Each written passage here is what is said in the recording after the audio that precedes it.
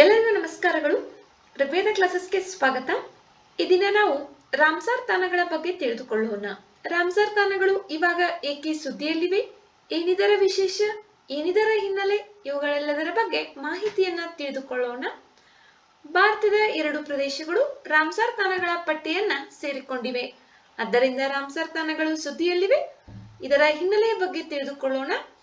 1960ರಲ್ಲಿ ಪರಿಸರ ಸಂರಕ್ಷಣಾವಾದಿಗಳು ಜೋಗು ಪ್ರದೇಶದ ಅವನತಿ ಮತ್ತು ನಷ್ಟದ ಬಗ್ಗೆ ಹೆಚ್ಚುತ್ತಿರುವ ಕಳವಳಗಳಿಂದ 1971ರಲ್ಲಿ ಇರಾನ್ನ ರಾಮ್ಸಾರ್ನಲ್ಲಿ ಒಂದು ಸಮಾವೇಶ ನಡೆಯಿತು.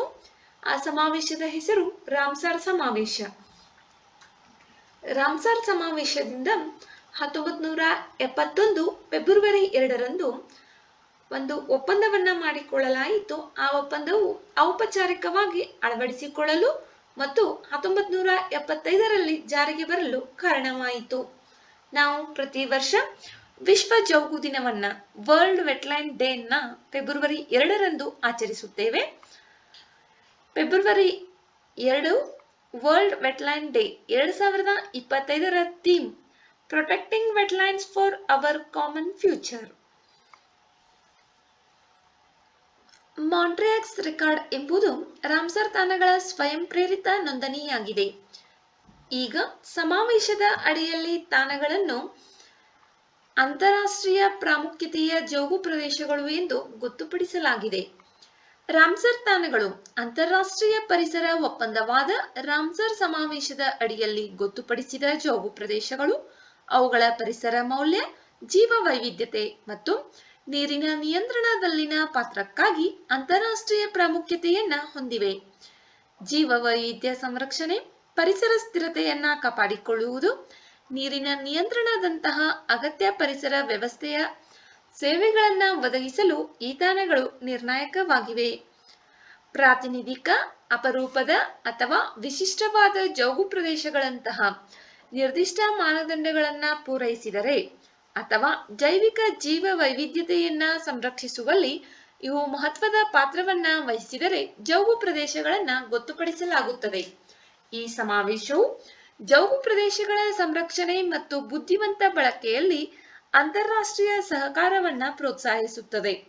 ಇದು ಜೌಗು ಪ್ರದೇಶಗಳ ಮೂಲಭೂತ ಪರಿಸರ ಕಾರ್ಯಗಳನ್ನ ಗುರುತಿಸುತ್ತದೆ ಮತ್ತು ಅವುಗಳ ಸುಸ್ಥಿರ ನಿರ್ವಹಣೆ ಮತ್ತು ಬಳಕೆಯನ್ನ ಉತ್ತೇಜಿಸುತ್ತದೆ. ವಿಶ್ವದ ಮೊದಲ ರಾಮ್ಸರ್ ತಾಣ ಆಸ್ಟ್ರೇಲಿಯಾದ ಕೋಬರ್ಗ್ ಪರ್ಯಾಯ ದ್ವೀಪವಾಗಿದೆ. ಈ ರಾಮ್ಸರ್ ಒಪ್ಪಂದಕ್ಕೆ ಭಾರತವು 1982ರಲ್ಲಿ ಸಹಿ ಹಾಕಿತು.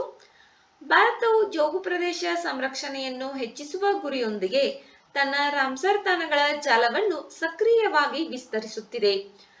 ಸೆಪ್ಟೆಂಬರ್ 2025ರ ಹೊತ್ತಿಗೆ ಭಾರತವು 93 ಗೊತ್ತುಪಡಿಸಿದ ರಾಮ್ಸರ್ ತಾಣಗಳನ್ನ ಹೊಂದಿದ್ದು, ಬಿಹಾರದ 2 ಪ್ರದೇಶಗಳು, ಒಂದು ಗೋಕುಲ ಜಲಾಶಯ ಮತ್ತು ಇನ್ನೊಂದು ಉದಯಪುರ ಸರೋವರ ಸೇರಿದಂತೆ ಭಾರತವು ಒಟ್ಟು 93 ರಾಮ್ಸರ್ ತಾಣಗಳನ್ನ ಹೊಂದಿದೆ. ಇದು ಏಷ್ಯಾದಲ್ಲಿಯೇ ಅತಿ ಹೆಚ್ಚು ರಾಮ್ಸರ್ ತಾಣಗಳನ್ನ ಹೊಂದಿರುವ ದೇಶವಾಗಿ ಭಾರತವನ್ನ ಮಾಡಿದೆ. ಏಷ್ಯಾದ ರಾಷ್ಟ್ರಗಳಲ್ಲಿ ಭಾರತವು ಮೊದಲ ಸ್ಥಾನದಲ್ಲಿದೆ. ಭಾರತದಿಂದ ಮೊದಲು ಗುರುತಿಸಲ್ಪಟ್ಟ ರಾಮ್ಸರ್ ತಾಣಗಳು ಒಡಿಶಾದ ಚಿಲಿಕಾ ಸರೋವರ ಮತ್ತು ರಾಜಸ್ಥಾನದ ಕಿಯೋಲಾಡಿಯಾ ರಾಷ್ಟ್ರೀಯ ಉದ್ಯಾನವನ. ಇನ್ನು ಕರ್ನಾಟಕದಿಂದ 4 ರಾಮ್ಸರ್ ತಾಣಗಳು ಇವೆ. ಒಂದು ರಂಗನತಿಟ್ಟು ಪಕ್ಷಿಧಾಮ 2022ರಲ್ಲಿ ರಾಮ್ಸರ್ ತಾಣದ ಪಟ್ಟಿಯನ್ನ ಸೇರಿದೆ. ನಂತರ 2024ರಲ್ಲಿ ಅಂಕಸಮುದ್ರ ಪಕ್ಷಿ ಸಂರಕ್ಷಣಾ ಮೀಸಲು ಪ್ರದೇಶ, ಅಘನಾಶಿನಿ ನದಿ ಮುಖಜ ಭೂಮಿ, ಮಾಗಡಿ ಕೆರೆ ಸಂರಕ್ಷಣಾ ಮೀಸಲು ಪ್ರದೇಶ ಇವೆಲ್ಲವುಗಳು 2024ರಲ್ಲಿ ಕರ್ನಾಟಕದಿಂದ ರಾಮ್ಸರ್ ತಾಣದ ಪಟ್ಟಿಯನ್ನ ಸೇರಿಕೊಂಡಿವೆ. ಭಾರತದಲ್ಲಿ ಅತಿ ಹೆಚ್ಚು ರಾಮ್ಸರ್ ತಾಣಗಳನ್ನ ಹೊಂದಿರುವ ರಾಜ್ಯ ತಮಿಳುನಾಡು, 20 ತಾಣಗಳನ್ನ ಹೊಂದಿದೆ. ವಿಶ್ವದಲ್ಲಿಯೇ ಅತಿ ಹೆಚ್ಚು ರಾಮ್ಸರ್ ತಾಣಗಳನ್ನ ಹೊಂದಿರುವ ದೇಶ ಯುನೈಟೆಡ್ ಕಿಂಗ್ಡಮ್, 175 ತಾಣಗಳನ್ನ ಹೊಂದಿದೆ. ಭಾರತವು ಪ್ರಸ್ತುತ 93 ರಾಮ್ಸರ್ ತಾಣಗಳನ್ನ ಹೊಂದಿದೆ. ಇತ್ತೀಚೆಗೆ ಬಿಹಾರ ರಾಜ್ಯದಿಂದ 2 ತಾಣಗಳನ್ನ ಗುರುತಿಸಲಾಗಿದೆ. ವಿಡಿಯೋದಲ್ಲಿರುವ ಮಾಹಿತಿ ಉಪಯುಕ್ತವೆನಿಸಿದರೆ ವಿಡಿಯೋಗೆ ಒಂದು ಲೈಕ್ ಮಾಡಿ. ಮತ್ತಷ್ಟು ಮಾಹಿತಿಗಾಗಿ ನಮ್ಮ ಚಾನೆಲ್ನಲ್ಲಿರುವ ವಿಡಿಯೋಗಳನ್ನ ವೀಕ್ಷಿಸಿ. ಮುಂಬರುವ ವಿಡಿಯೋಗಳು ಮತ್ತು ಮಾಹಿತಿಗಾಗಿ ನಮ್ಮ ಚಾನೆಲ್ ಅನ್ನು ಸಬ್ಸ್ಕ್ರೈಬ್ ಮಾಡಿಕೊಳ್ಳಿ, ನಿಮ್ಮ ಸ್ನೇಹಿತರೊಂದಿಗೆ ಹಂಚಿಕೊಳ್ಳಿ. ನಿಮ್ಮ ಅಮೂಲ್ಯವಾದ ಸಮಯವನ್ನು ನೀಡಿ ವಿಡಿಯೋವನ್ನು ವೀಕ್ಷಿಸಿದ್ದಕ್ಕಾಗಿ ಧನ್ಯವಾದಗಳು.